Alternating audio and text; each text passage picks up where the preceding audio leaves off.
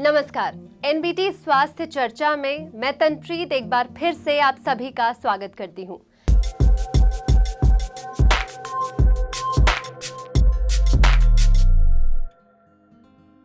Health, स्वास्थ्य हम सबके लिए बेहद जरूरी है कि वो ठीक रहे, लेकिन जब स्वास्थ्य की बात बच्चों की आती है तब वहां पर पेरेंट्स हो या कोई भी हो बहुत चिंता करने लगते हैं। तो आज हम स्वास्थ्य चर्चा में बात करेंगे बच्चों की, बच्चों के स्वास्थ्य की। अगर कुछ बच्चों को आपने देखा होगा कि उनमें थोड़ा स्लो लर्निंग एबिलिटी है, वो धीरे धीरे हर काम को करते हैं या फिर बहुत ज़्यादा हाइपर है, तो ये क्या एक डिसऑर्डर है, क्या ये एक बीमारी है या फिर ये कुछ नहीं है? आज इसी पर हम चर्चा करेंगे और इसलिए हमारे साथ जुड़े हैं बेहद ही खास दो स्पेशल गेस्ट। तो सबसे पहले मैं इंट्रोडक्शन करना चाहूंगी डॉक्टर रोमा कुमार का, जो कि कंसल्टेंट है चाइल्ड साइकोलॉजी सनशाइन बाय लिसन, साथ ही को चेयरपर्सन है institute of psychiatry and behavioural sciences at Sir Gangaram hospital. Ma'am, बहुत बहुत स्वागत है आपका हमारे इस खास शो पर। Thank you. साथ ही मैं स्वागत करना चाहूंगी डॉक्टर विजय शर्मा का, जो कि associate director and head unit 2 paediatrics and paediatric neurology है, Asian institute of medical sciences Faridabad में। सर, आपका भी स्वागत है हमारे शो में। बहुत बहुत धन्यवाद। Thank you. तो बिना देरी के हम शुरू करते हैं अपना खास कार्यक्रम, खास प्रोग्राम। और सबसे पहले मैं सवाल सर आपसे करना चाहूंगी, ऑटिज्म, डिसलेक्सिया, डिस्प्रेक्सिया, एडीएचडी, तमाम नाम हैं, ये सारी चीज़ें हैं, लेकिन ये अलग अलग कैसे डिफाइन करेंगे? साथ ही बच्चों में इन सब को कैसे पहचाना जाए, क्या लक्षण होते हैं इनके? तनप्रीत, सबसे पहले हमें ये समझनी है कि ये एक बहुत ब्रॉड सब्जेक्ट है और इसको थोड़ा आसान करना ज़रूरी है, नहीं तो हम हर एक चीज़ को मिला देते हैं एक दूसरे से। तो जैसे आपने पहले बोला डिसलेक्सिया और डिस्प्रैक्सिया, तो इसको हम थोड़ा अलग हटा लें। ये स्पेसिफिक लर्निंग डिसेबिलिटी है, या बच्चे ये सब चीज़, जैसे डिसलेक्सिया में दिक्कत होती है पढ़ने में, जो छोटे छोटे अक्षरों में लिखा रहता है एक साथ, उसको पढ़ने में दिक्कत होती है, कभी कभी लिखने में दिक्कत होती है, उसको समझने में भी उनको दिक्कत होती है, तो वो डिसलेक्सिया स्पेसिफिक लर्निंग डिसेबिलिटी है, या बच्चे उतने अच्छे से उसको नहीं कर पाते हैं compared to normal, so called normal. कोई भी एकदम कंप्लीट नॉर्मल नहीं है। उसी तरीके से dyspraxia, it's a specific learning disability. बच्चे जो अपना कोऑर्डिनेशन का मूवमेंट्स है वो उतने अच्छे से नहीं कर पाते हैं, तो उसको हम लोग डिस्प्रैक्सिया बोलते हैं। एक मैं सिंपल एग्जांपल देना चाहूँगा इसे समझाने के लिए। तो अगर हमें एक माचिस की तीली जलानी है तो हम हर एक स्टेप को कर सकते हैं। हम माचिस मैच बॉक्स में से निकाल सकते हैं तीली को वहाँ लगा सकते हैं, तीली को रगड़ना है और तीली को जलाना है, एंड पॉइंट जलाना है। तो हम हर एक स्टेप कर सकते हैं, उसके काबिल हैं, लेकिन वो जो कोऑर्डिनेशन होता है जिसमें कि तीली जल जाए, तो कितनी ज़ोर से मारना है, कितने अच्छे से निकालना है, तो ये इस एबिलिटी में अगर कमी रहती है कोऑर्डिनेशन की, तो उसको हम डिस्प्रैक्सिया बोलते हैं। तो these two are specific learning disability. अब आपने बात की ADHD और ऑटिज़म की, तो ADHD और ऑटिज़म ये दो हैं, ये न्यूरो लर्निंग डिसेबिलिटी नहीं है, ये डिसऑर्डर है। ये एक तरीके का जो व्यक्ति या बच्चे को नॉर्मल ऑर्डर, जिसको हम लोग डिफाइन करते हैं कि ये नॉर्मल है, उससे बाहर जा रहा है, उसकी पर्सनालिटी भी उससे अफेक्टेड हो रही है, तो उसको हम लोग बोलते हैं डिसऑर्डर। लेकिन ये बीमारी या डिजीज़ उस तरीके की चीज़ नहीं है। डिजीज़ या बीमारी जो होती है उसमें बच्चा जो है या बड़े, उनको एक स्पेसिफिक कारण से टाइफाइड का इन्फेक्शन हो गया, टाइफाइड के क्या क्या प्रॉब्लम होते हैं, उसके कारण क्या क्या दवा देनी है, उस तरीके की चीज़ को हम डिजीज़ बोलते हैं। तो ये डिजीज़ नहीं है, ये डिसऑर्डर है, which is neuro diversity, different from so called normal that the society और पीपल हैव डिफाइंड। मैम, जैसे बहुत ही स्पष्ट शब्दों में सर ने ये समझाया, तो आप कैसे डिफरेंशिएशन तो सर ने समझा दिया, लेकिन ऑटिज्म या ADHD या डिसलेक्सिया, इनमें क्या समान ही लक्षण दिखाई देते हैं या तीनों में अलग लक्षण होते हैं? मतलब हम कैसे पहचानें कि इस बच्चे में कोई डिसऑर्डर है? काफ़ी डीप रूटेड सवाल है आपका, पर कोशिश करती हूँ आपको बताने की कि कैसे पिकअप कर सकते हैं हम कि कुछ लक्षण सिमिलर होते हैं, लेकिन वो बहुत माइनर से सिमिलर होते हैं। कुछ होते हैं जहाँ बुद्धि के साथ रिलेटेड होते हैं, है ना, बुद्धि कितनी है आपकी, आपकी समझ कितनी है।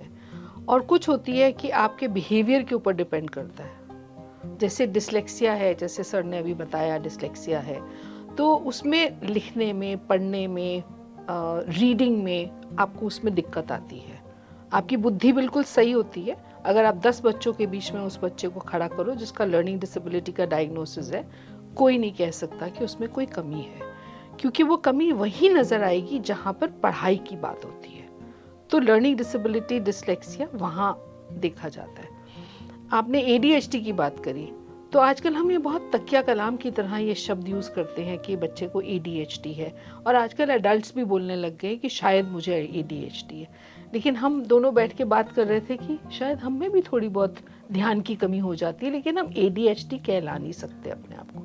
तो ADHD का डायग्नोसिस के लिए आपको घर में भी प्रॉब्लम होनी चाहिए, ध्यान में, आपके स्कूल में भी, आपके काम जहाँ करते हैं या खेलने जाते हैं, सब एरियाज़ में आपकी थोड़ी सी ध्यान की कमी, मतलब ध्यान आप ज़्यादा देर सस्टेन नहीं कर पाते हैं, आप एक काम को ज़्यादा टाइम के लिए नहीं कर पाते हैं, तो वो ADHD हो गया। बुद्धि उनकी भी बहुत अच्छी होती है, ठीक है, बुद्धि में कोई कमी नहीं होती है। ऑटिज्म कम्प्लीटली डिफरेंट है, न्यूरोबायोलॉजिकल है, हम बाय बर्थ होते हैं। एक्चुअली सारी की सारी ये बाय बर्थ ही होता है, लेकिन दिखते अलग अलग एज में है। ऑटिज्म में क्या होता है कि 3 खास करके एरियाज, जो हमारा सोशल स्किल्स है, उसमें कमी होती है कि हम अपनी आयु के साथ के बच्चों के साथ में बातचीत नहीं करते हैं, उनके साथ मेल मिलाप नहीं करते हैं। आप समझ नहीं पाते हैं कि आपको क्या बोल रहे हैं। अगर आप बच्चे का नाम लेते हैं तो नाम को रिस्पॉन्ड नहीं करता है, लेकिन माँ बाप कहते हैं देखो वो जिंगल आ रही है टीवी पे, उसको रिस्पॉन्ड कर रहा है, मतलब सुनाई तो दे रहा है, लेकिन वो आपकी बात को रिस्पॉन्ड नहीं करना है। मतलब सोशल स्किल्स में कम्युनिकेशन एंड कॉम्प्रिहेंशन, और बोलते लेट हैं, ठीक है, ये बोलते काफ़ी लेट है। लेकिन अगर हम देखें तो ऑटिज्म कम्प्लीटली डिफरेंट लगता है। वो लगता है बच्चा अपने में बहुत खुश है, उसको किसी की ज़रूरत नहीं महसूस होती है, वो ज़्यादा अपना दिखाता नहीं है, अपने इमोशंस को नहीं दिखाता है। ADHD वाले जो बच्चे होते हैं, खास करके ये डायग्नोस्टिक्स अलग तरीके से किया जाता है। मतलब आपका कोई खूनी जांच नहीं होती जिससे कि हमें पता चल जाए कि ADHD है, या कोई MRI CT स्कैन नहीं होता जिससे ADHD पता चल जाए। और उनके साथ कुछ कुछ कभी कभी कोमॉर्बिड एरियाज होते हैं। हो सकता है किसी को एपिलेप्सी हो सकता है कोई और बीमारी भी साथ में हो, या जन्म के समय पे कुछ ऐसी परेशानी आई हो, उसके कारण कुछ रेमनेंट्स रह गए हों। तो ये सब बातें देखनी पड़ती हैं डायग्नोस करने के लिए। और डायग्नोसिस ऐसे नहीं होता है कि हम देख के कर दें डायग्नोसिस। डायग्नोस करने के लिए बहुत समय लगता है, कुछ पेपर पेंसिल आइटम के टेस्ट होते हैं, बातचीत होती है, स्कूल से इन्फॉर्मेशन लेनी होती है, तब ये डायग्नोसिस बन सकता है, नहीं बन सकता अदरवाइज। तो डॉक्टर, हमने ये तो जान लिया कि ये तीनों में फ़र्क क्या होता है, लेकिन एक बहुत बड़ा सवाल है जो पेरेंट्स ही जब डायग्नोज नहीं कर पाएंगे तो हम आगे कैसे डॉक्टर के पास जाएं।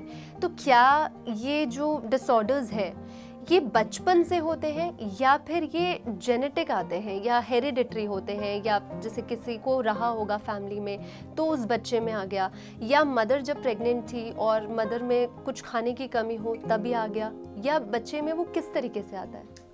देखिए, ये भी again it's a very big question which हम लोग साइंटिस्ट और ये सब कोई रिसर्च कर रहे हैं। और इसमें समझने की बात ये है कि कोई भी इस तरीके का डिसऑर्डर जो है वो 2 उसके फैक्टर्स होते हैं। एक होता है जेनेटिक, जो कि हमारे अनुवांशिक हमें मिली है, और दूसरा होता है एनवायरमेंटल, हमारे वातावरण से हम क्या सीख रहे हैं। तो अब जब आप कारण के बारे में पूछ रहे हैं तो जो इम्पोर्टेंट चीज़ें होती हैं कि करीब करीब अगर आप बेस्ट जेनेटिक टेस्ट अगर आप करने लगे, क्लिनिकल एग्जाम सीक्वेंसिंग, तो अंदाजन बाहर के देशों में हम 10% बच्चों में कोई ना कोई जेनेटिक मार्कर एक हमें मिल जाता है। या तो डिलीशन है या कोई डुप्लीकेशन है, या एक फ्रजाइल एक्स के बच्चे हैं जिनमें कि ये प्रॉब्लम ADHD का रहता है। उसी तरीके से कुछ और मेटाबॉलिक प्रॉब्लम्स हैं जिनमें जन्म से ही हैं। तो ये जन्म से यूजुअली रहता है, लेकिन इसकी पहचान जब तक बच्चे लक्षण ना दिखाने लगे तो करनी मुश्किल है। और ये लक्षण जो है वो किस उम्र से बच्चे दिखाने तो यूजुअली इसमें भी फिर अलग अलग करना ज़रूरी है। तो जैसे ऑटिस्टिक स्पेक्ट्रम या ऑटिज़म जो है, इसका यूजुअली अगर माँ बाप काफ़ी अटैच्ड हैं, ध्यान दे रहे हैं, तो 1.5 से 2 साल के करीब में पिकअप करने लगते हैं। कुछ लोग बोलते हैं कि बच्चा मेरा लेट से बोल रहा है, तो उनका थोड़ा और लेट होता है। कुछ पेरेंट्स एक्सेप्ट करने के लिए ही तैयार नहीं होते हैं, तो उनका डायग्नोसिस और बाद में होता है। लेकिन शुरू के लक्षण आपको करीब करीब 2 साल के करीब में आने लगते हैं। कारणों के बारे में हम लोग जब बात कर रहे हैं तो कुछ तो जेनेटिक होते हैं, कुछ एनवायरमेंटल होते हैं। जेनेटिक में भी हम कुछ अगर स्पेशल टेस्ट अगर करने लगे, जैसे कि बाहर की कंट्रीज़ में या ज़्यादा टेस्ट हो रहे हैं क्लिनिकल एक्सोम सीक्वेंसिंग, तो 10% लोगों में हम लोग देख सकते हैं कि जेनेटिक कारण है, या तो एक कोई पर्टिकुलर डिलीशन है या डुप्लीकेशन है। इसके अलावा कुछ और बातें होती हैं कि जिनके बारे में सोचना चाहिए कि प्री बर्थ, बच्चा पैदा होने के पहले कभी कभी मम्मी में आप देखेंगे कि 1-2 चीज़ें जो हम लोग देखते हैं कि अल्कोहल की अगर प्रॉब्लम है तो वो बच्चा थोड़ा इस तरीके का बिहेवियर दिखाएगा, और उसमें हो सकता है कि विजडम या बुद्धिमानी की भी कमी, बुद्धि की भी कमी हो।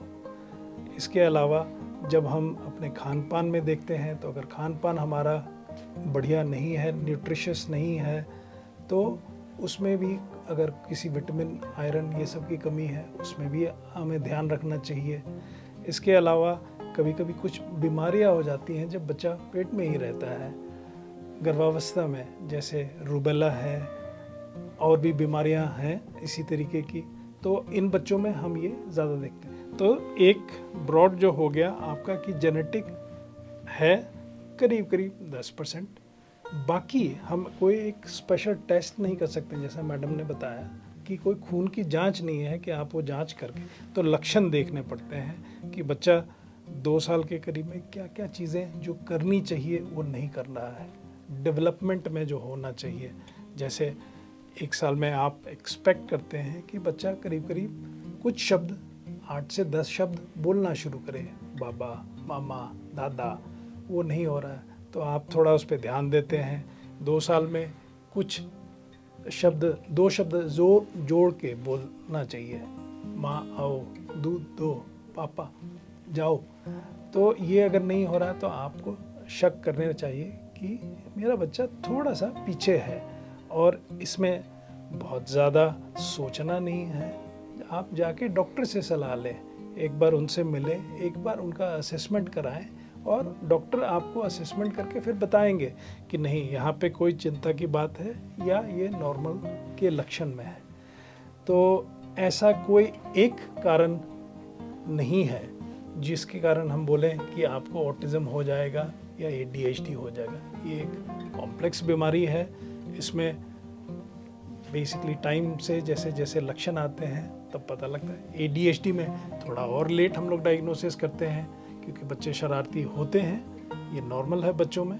लेकिन जब 4 साल के एज में भी वो थोड़ी देर जो उनको शांत नहीं बैठ सकते हैं हर एक माहौल में, सिर्फ एक माहौल में नहीं, जब लक्षण आने लगते हैं तो फिर आप डॉक्टर से सलाह लें, और डॉक्टर एक असेसमेंट करके डिटेल्ड फिर आपको आगे बता सकते हैं कि उस अभी चिंता करने की ज़रूरत है या नहीं।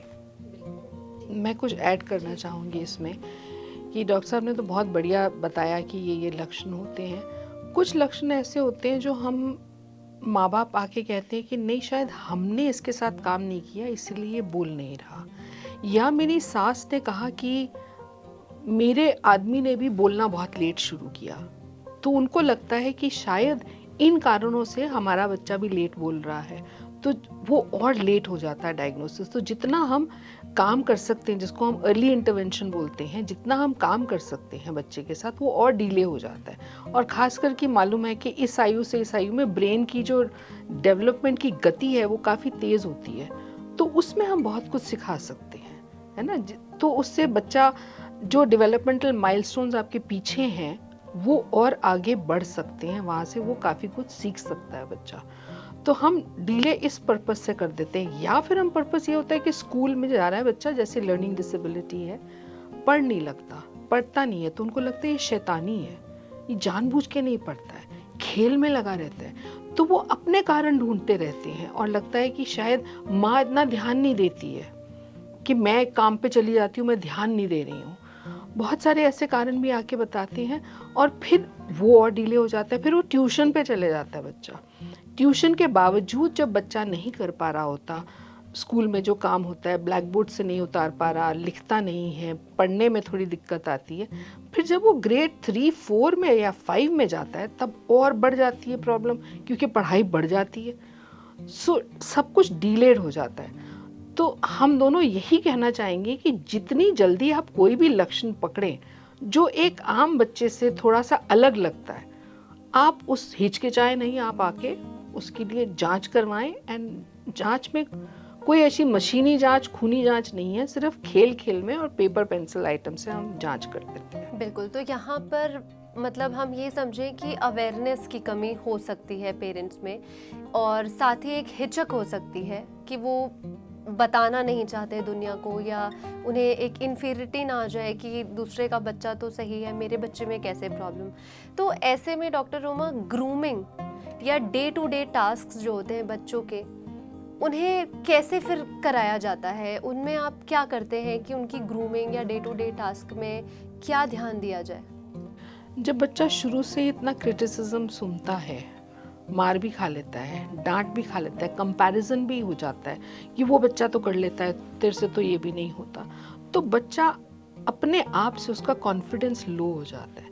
उसे भी कहीं ना कहीं लगता है कि शायद मुझसे नहीं होता, बोल नहीं सकता है लेकिन उसे समझ में आता है। अब जैसे ऑटिज्म वाला बच्चा है, उसको आप जितना मर्जी डांट लें, मार लें, उसको नहीं समझ में आएगा, क्योंकि उसकी सोचने समझने की क्षमता अलग तरीके से है, वो अलग तरीके से समझता है बहुत सारी चीज़ें। तो मेरे मारने, डांटने, कंपैरिजन, सार्काज्म, रूड बिहेवियर से बच्चा मानसिक रूप से और इमोशनल तौर से वो काफ़ी लो हो जाता है।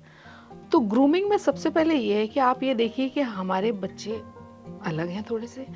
घर में अगर 3 बच्चे होंगे, तीनों ही अलग होंगे भाई बहन भी अलग ही होते हैं। तो मैं अक्सर कहती हूँ हमारे हाथ में 5 उंगलियां हैं, पांचों अलग हैं।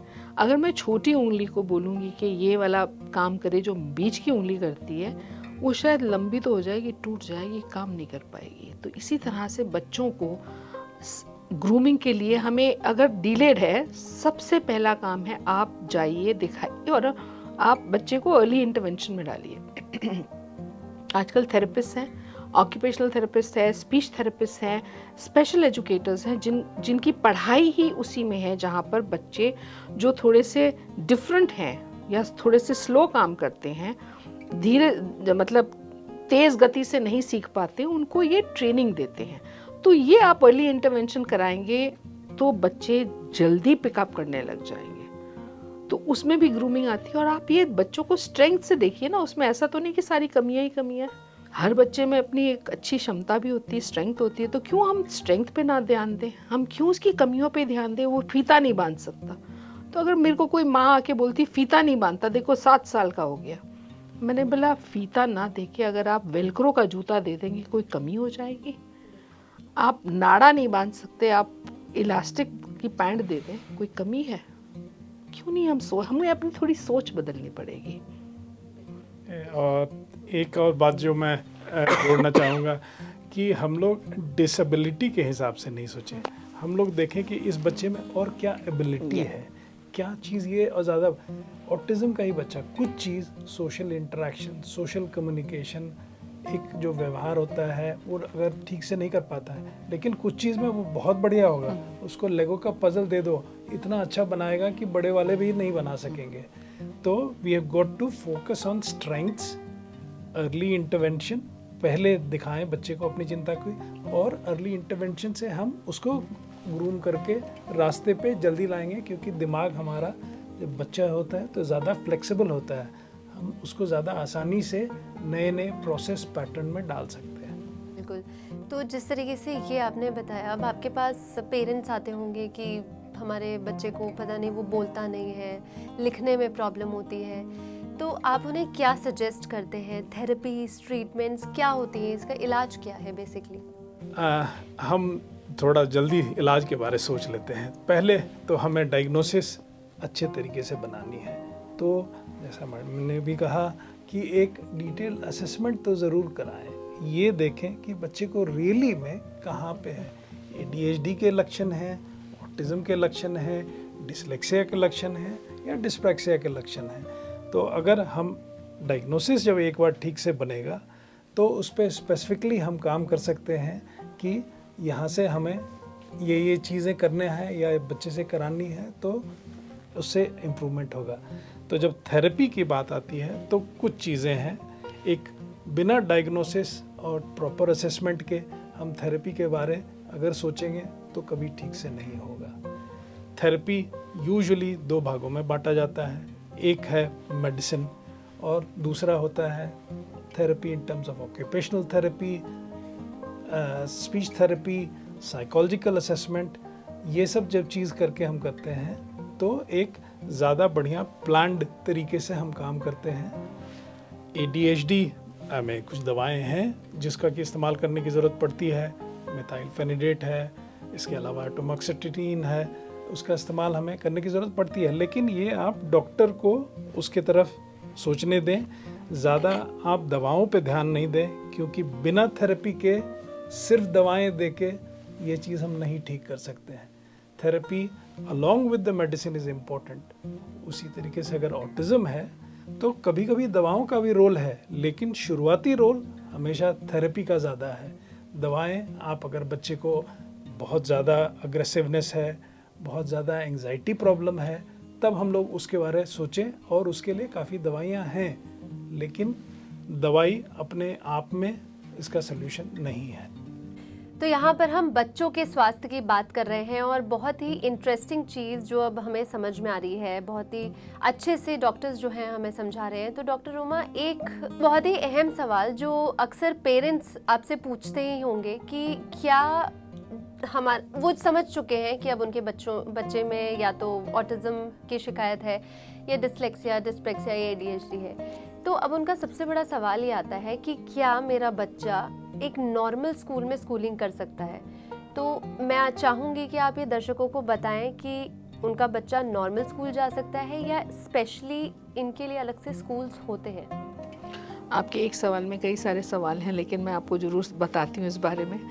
पहले एक ऐड करना चाहती हूँ कि हम बात कर रहे थे डायग्नोसिस की, तो कभी कभी सारे लक्षण होते हैं एक बच्चे में, और पेरेंट आता है कि जी हमने सुना है कि स्पेसिफिक लर्निंग डिसेबिलिटी है, ADHD है, तो मेरे बच्चे में लक्षण है। हम असेसमेंट करते हैं और ख़ास कुछ निकलता नहीं है उसमें, तो फिर वो बोलते हैं कि फिर हमारे बच्चे में प्रॉब्लम क्या है। अक्सर क्या होता है कि हम जिस वातावरण में रहते हैं, हम जिस माहौल में रहते हैं, हमारी परवरिश किस तरीके से हो रही होती है, उस पर भी हमारे जो परफॉर्मेंस है वो काफ़ी डिपेंड करती है। अक्सर पेरेंट्स लेके आते हैं, चल तेरी असेसमेंट करा के लेके आते हैं, तो हम उसे अटैक कर रहे हैं, हम उसे फील कर रहे हैं कि उसमें बहुत सारी कमी है, इंस्टेड बोलने के लिए कि हम देखते हैं कि हम और क्या कर सकते हैं कि आप और बेटर हो जाएं। सो हमें सोच के जाना है अगर जाते हैं असेसमेंट के लिए, ये नहीं कि एक अटैक करना है हमने बच्चे को और जल्दी कर तेरी ट्यूशन मिस हो जाएगी। ये अक्सर होता है। Tuition is important but this assessment is very important. तो ये एक ऐड करना था मुझे। जब असेसमेंट हो जाती है तो पेरेंट्स का एक बहुत बड़ा सवाल रहता है कि अगर हम ये रिपोर्ट स्कूल को दिखा देंगे तो हमारे बच्चे को तो वो निकाल देंगे। और मेरा ये कहना होता है कि मेरा क्या, डॉक्टर साहब भी सब हम लोग जो प्रैक्टिस करते हैं इस फील्ड में, कि कोई भी आपको निकालेगा नहीं। आजकल मैंडेट है कि अगर बच्चे में कोई दिक्कत है तो वो हेल्प करेंगे आपको स्कूल में। स्कूल में काउंसलर होता है, स्कूल में ही आजकल स्पेशल एजुकेटर है, तो आपको कभी कभी शैडो टीचर भी मिल जाता है। अगर स्कूल वाले इस चीज़ को भी मानते हैं तो आपको सारी फैसिलिटी स्कूल में ही मिल जाती है। पर उसके साथ साथ में आपको अर्ली इंटरवेंशन या जो भी आपको ये थेरेपीज़ लेनी है वो ज़्यादा ज़रूरी है। आपने एक और सवाल ये पूछा कि क्या स्पेशल स्कूल में डालना है या रेगुलर स्कूल में जाना है। मैं अक्सर अपने पेरेंट्स को ये बोलती हूँ कि आपको सबसे पहला रेगुलर स्कूल में ही डालना है, नॉर्मल स्कूल में डालना है, क्योंकि बच्चा पीयर ग्रुप देखेगा। अगर कि बहुत सीवियर डिसेबिलिटी नहीं है जो बिल्कुल टिक नहीं सकता, वो अलग बात है, लेकिन कुछ ऐसी हैं प्रॉब्लम्स जहाँ पर बच्चा टिक जाता है एक रेगुलर क्लासरूम में, तो नॉर्मल एनवायरनमेंट दीजिए। और अगर फिर भी नहीं होता तो फिर मैं स्पेशल नीड्स के स्कूल में सोच सकते हैं हम लोग। पर थेरेपीज़ पूरा समय लेते रहें, उससे बच्चे में काफ़ी ज़्यादा स्किल डेवलपमेंट होगी।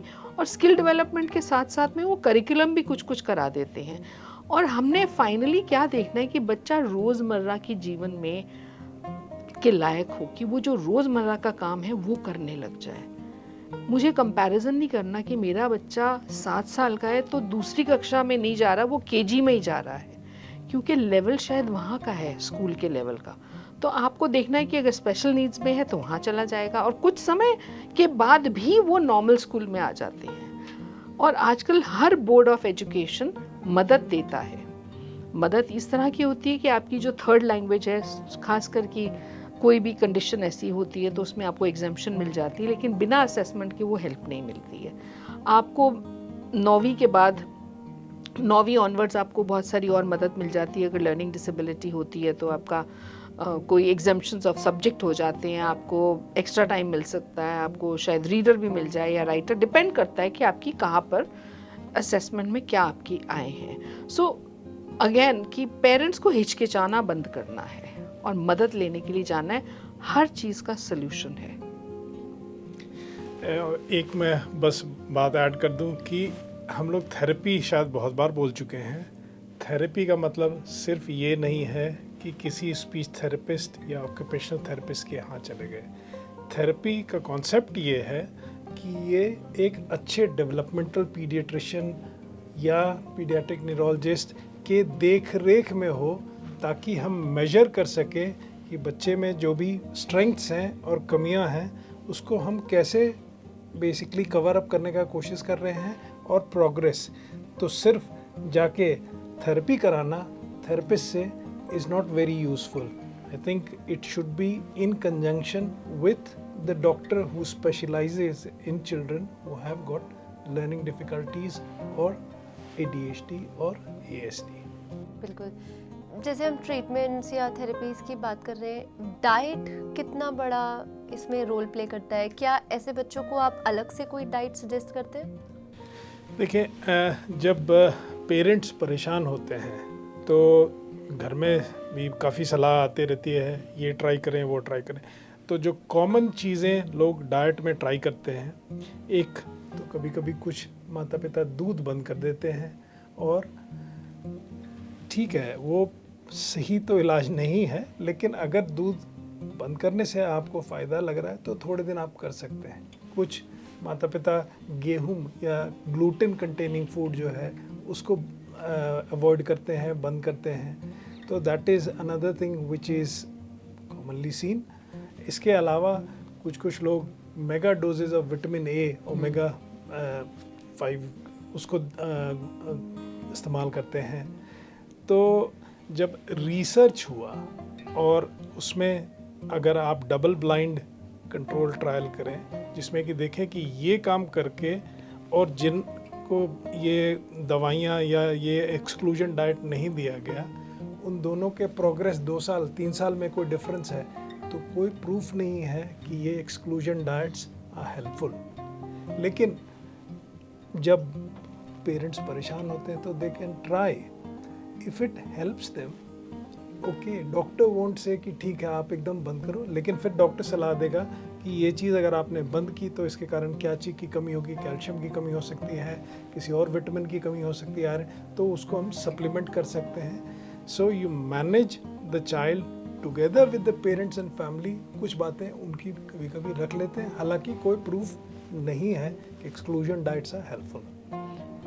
और पेरेंट्स जब परेशान होते हैं तो ऑल्टरनेट थेरेपी ढूंढने की कोशिश करते हैं, है ना, ऑल्टरनेट ढूंढते हैं कि शायद मेरा बच्चा ये करें तो इससे ठीक हो जाएगा। माँ बाप हर तरह की कोशिश करेंगे कि हमारा बच्चा ठीक हो जाए। किसी ने कहा कि दूध छोड़ने से हमारा बच्चा बेटर हो गया, वो भी ट्राई करेंगे। किसी ने बोला उस मंदिर में जाके आप 10 बारी करके आए तो उससे भी ठीक हो जाएंगे। तो हम हर तरह की चीज़ का इस्तेमाल करते हैं। एक साइकोलॉजिकली हम फील बेटर करना चाहते हैं कि हमारा बच्चा बेटर हो जाएगा। तो जैसे डॉक्टर साहब ने बोला, मैं भी हमेशा ये बोलती हूँ कि आप करिए वो, लेकिन थेरेपी नहीं स्टॉप करिए। आप जो इसका एक्चुअल इलाज है, जो साइंटिफिक तरीका है, उसको भी कराइए, ये करते रहिए, कोई दिक्कत नहीं। बिल्कुल। तो मुझे लगता है कि काफ़ी चीज़ें हमने अभी समझ ली है, तो मैं अपने आखिरी क्वेश्चन की तरफ बढ़ती हूँ और आप दोनों से मेरा ये सवाल है, अगर एक घर पे 2 बच्चे हैं या 3 बच्चे हैं और तीनों बच्चों में से किसी एक बच्चे को ऑटिज्म, डिसलेक्सिया, डिस्पेक्सिया, कोई भी एक डिसऑर्डर है, तो जो एक पेरेंट है वो दोनों बच्चों में कैसे बैलेंस बनाए, कैसे सिखाएं, या कोई बाहर वाला है जिसे पता ही नहीं है कि इस स्पेशल किड के साथ आपको कैसे बिहेव करना है, तो उस समय पेरेंट्स के लिए आप क्या गाइड देते हैं, डॉक्टर ओमा? बहुत इम्पॉर्टेंट सवाल है, क्योंकि जो आपके केयर गिवर्स होते हैं, सबसे ज़्यादा स्ट्रेस केयर गिवर्स को होता है। और माँ बाप शायद स्पेसिफिक लर्निंग डिसेबिलिटी और ADHD में इतना नहीं बोलेंगे जितना कि ASD के लिए बोलते हैं सिबलिंग्स को, कि तेरे को ही ध्यान रखना है। तो बचपन से उसके ऊपर बोझ आ जाता है, बैगेज कैरी करता है वो भाई या बहन, कि मुझे ही देखना है इस बच्चे को। और ऐसी बहुत सारी फैमिलीज़ हैं, इतने सालों में हमने देखी हैं, जहाँ वो बच्चे या तो बहुत अग्रेसिव हो जाएंगे या बहुत ज़्यादा प्लीजिंग और केयरिंग हो जाएंगे। तो अपने आप की सोच उनकी चेंज हो जाती है और उनकी सोच भाई बहनों के लिए हो जाती है। तो पेरेंट्स को ये देखना है कि हम उनका बचपना ना हटाएं, उनका बचपना भी उनको करने दें, उनको अपने तरीके से भी जीने दें, उनको अपनी चीज़ें करनी है, they have a right to that. Yes, there are many things. अभी बहुत सारी ऐसी पॉलिसीज़ आ गई हैं जिसके लिए पेरेंट्स को ये हेल्प मिल जाती है कि अगर बच्चे में लॉन्ग टर्म डिसेबिलिटी है तो आपको इंश्योरेंस और बाकी चीज़ें जो मदद गवर्नमेंट की तरफ से मिलती है वो हो जाती है। सो मेरी राय तो हमेशा पेरेंट्स को यही होती है कि don't take away the childhood of the other child. इतना बैगेज भी मत डालिए उसके ऊपर। आप परेशान हैं, आप सारी बातें उसके साथ कर लेते हैं, तो आप सोचिए कि वो छोटा बच्चा है, उसके दिमाग पे कितना बोझ पड़ रहा होगा, कितनी सोच उसकी चेंज हो रही होगी, कितनी गिल्ट आती होगी, या उसके लगता होगा कि मैं ये नहीं कर सकता क्योंकि मुझे तो ये काम करना है, मैंने बिजनेस में जाना है तो मुझे ये पैसा सेव करना है, इसके लिए बहुत सारी बातें आती हैं। तो केयर गिवर स्ट्रेस बहुत ज़्यादा होता है। एकदम सही आपने बताया मैम। और आई थिंक ये ज़रूरी है कि हम लोग बच्चों पे ज़्यादा स्ट्रेस ना दें, क्योंकि बच्चे को खुद समझने, जो दूसरा सिबलिंग है वो खुद समझता है, ऐसा नहीं है कि उसे समझ नहीं है, उसे वो खुद जो कर सकेगा ठीक है उसको करने दें, लेकिन उसके लिए ये ना दूसरे को रिस्पॉन्सिबल ना बना दें कि आपने ये करनी ही है। तो बेसिकली जो हम गाइड पेरेंट्स को दे सकते हैं वो यही है कि बहुत ज़्यादा प्रेशर नहीं डालना है, या कोई भी अगर जिसे नहीं पता है कि ट्रीट कैसे करना है वो इस बात पे बहुत सिंपल ले, उसको स्पेशली ऐसा ट्रीट ही ना करें, ओवर ना करें। आप जो बच्चे जिसमें कुछ कंडीशन ऐसी, उसको भी अपने लिए रिस्पॉन्सिबिलिटी लेने की बात करें। That child has the calibre, has the capability to pick up skills. हम ये भी ना सोचें कि वो कुछ नहीं कर सकता। मेरे पास बड़े बड़े एडल्ट ऑटिस्टिक्स हैं और जो इतना अच्छा काम कर रहे हैं, जिनके पेरेंट्स ने इतनी मेहनत करी, सिबलिंग्स भी हेल्प कर रहे हैं, लेकिन ये बैगेज नहीं क्रिएट करना है, एक नॉर्मल फैमिली की तरह रहना है। हाँ, एक क्रॉनिक कंडीशन है, उससे फ़र्क पड़ता है, पूरी फैमिली सिस्टम पे फ़र्क पड़ता है, पर हमें ये सिबलिंग्स के ऊपर ज़्यादा बोझ नहीं डालना है। तो जिस तरीके से आज हमने जाना कि अगर कोई बच्चा जो है वो स्पेशल किड है आपके लिए या आपके घर में, तो उसे किस तरीके से आपको ट्रीट करना है या आप कैसे पहचाने, लक्षण क्या होता है, थेरेपीज कैसे करवाई जाती है, इन सब के बारे में हमने डिटेल तरीके से आज बात की। तो आज के स्वास्थ्य चर्चा में हम यहीं विराम देंगे और फिर मैं हाजिर होंगी एक नए एपिसोड के साथ। तो मैं अपने डॉक्टर्स का थैंक यू करती हूँ हमारे साथ इतनी अच्छी बातें डिस्कस करने के लिए। Thank you. मैं फिर हाजिर होंगी एक नए एपिसोड में, तब तक के लिए गुड बाय।